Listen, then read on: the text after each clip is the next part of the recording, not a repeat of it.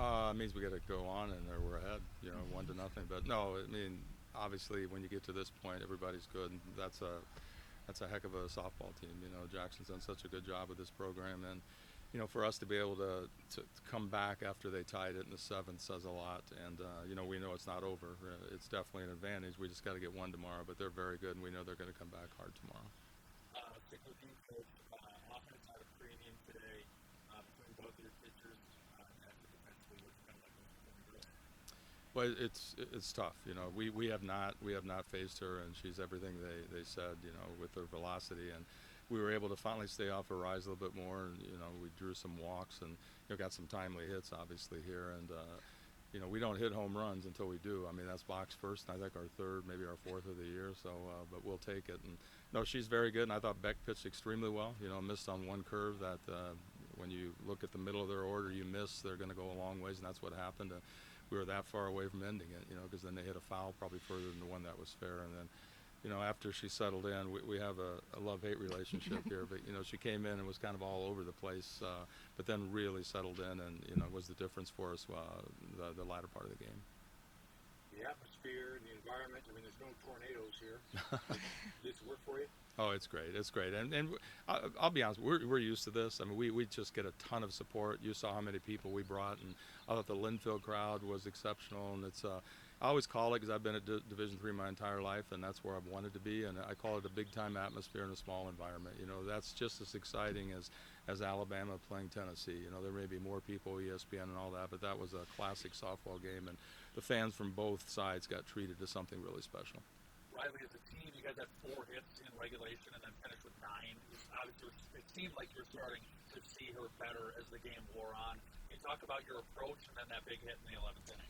Yeah, my approach at the beginning definitely wasn't the best. I mean, she's a great pitcher, and she made me look like a fool in my first couple of bats, and I just had this mindset that I wasn't going to let her beat me again, so I just stayed in the moment.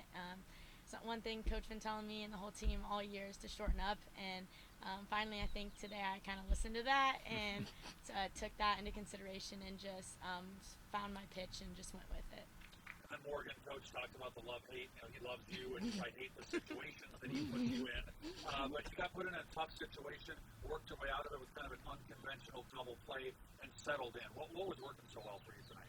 I feel like after the first few that were pretty bad that went to the backstop, my changeup was really working at keeping them off. And really, I just think our defense played really good behind me. I mean, Emma Johnson had like 4 insane catches, and you just can't ask for anything better than that. And I feel like I was pretty nervous going in a little, and little Spitfire dunk makes it hard to think about the game and be nervous. She's just always yelling at me, so I love that. Coach, you talked about wanting to get back on the map, so to speak. Does this win help on that progression? Well, yeah, I don't think we were ever off the map, but the COVID thing really hit us, and we had 3 years where we didn't have a season after being ranked 10th in the country, and then we just fell off a couple because of injuries. And so last year, these 5th years, the 4th year last year kind of took us back when we lost 2 tough ones to Bethel and saw them celebrate on our home field. And I think they came back for a lot of reasons, but part of it was we're just not going to let them do that again. And we got them this time, and now we're out here, and instead of them, we've already done something they couldn't do. We beat Linfield once. So. Lastly, Coach, and to look at tomorrow, what's going to be the game plan now? You got to read After Wendy's or before? No, after we eat. The game plan is going to be the same. I'm not sure what Jackson's going to do with his pitching.